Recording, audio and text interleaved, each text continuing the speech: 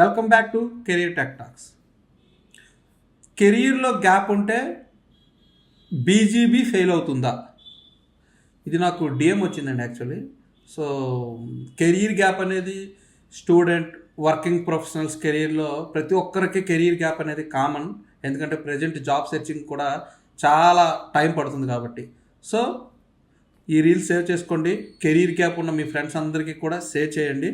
So ఈ tips follow అవ్వండి, మీరు ఖచ్చితంగా నెక్స్ట్ లెవెల్లో ఈజీగా జాబ్ తెచ్చుకోగలుగుతారు.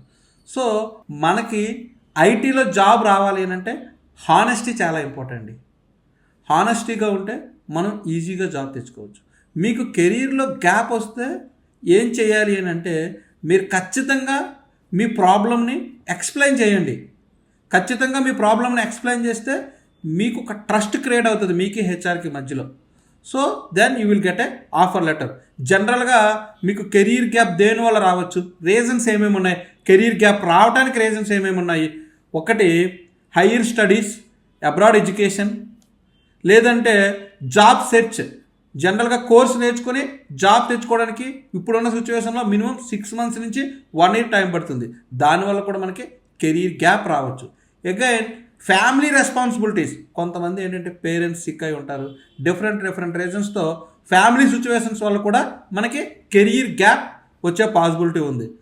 పర్సనల్ రీజన్స్, మనకి హెల్త్ బాగోకపోవటము, ఇతర పర్సనల్ రీజన్స్ వల్ల కూడా మనకి కెరీర్ గ్యాప్ రావచ్చు. Health recovery, personal health recovery వల్ల కూడా కెరీర్ గ్యాప్ రావచ్చు. వీటిలో ఏదో ఒక రీజన్ని మీరు సాలిడ్గా హెచ్ఆర్కి ఎక్స్ప్లెయిన్ చేయగలగాలి. లేదంటే మీరు టెక్నికల్గా కూడా చెప్పవచ్చు.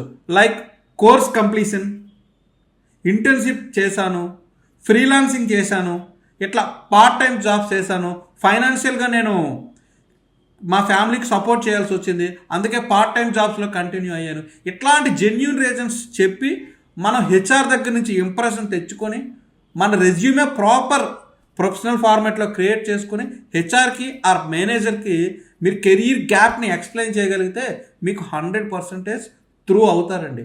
అంతేగాని ఫేక్ డాక్యుమెంట్స్ యాడ్ చేయడం, ఆఫర్ లెటర్లు మాడిఫై చేసి పెట్టడం, ఇట్లాంటివి చేయటం వల్ల ఖచ్చితంగా బీజీవీలో ఫెయిల్ అవుతారు.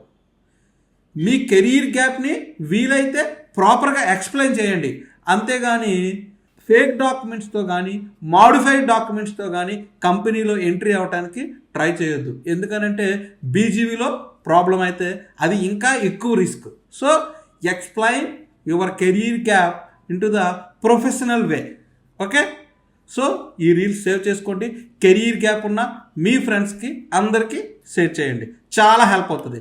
ఇలాంటి మరిన్ని మోర్ టిప్స్ కోసం మా ఛానల్ని కెరీర్ టెక్ టాక్స్ని ఫాలో చేయండి. Like, share, subscribe.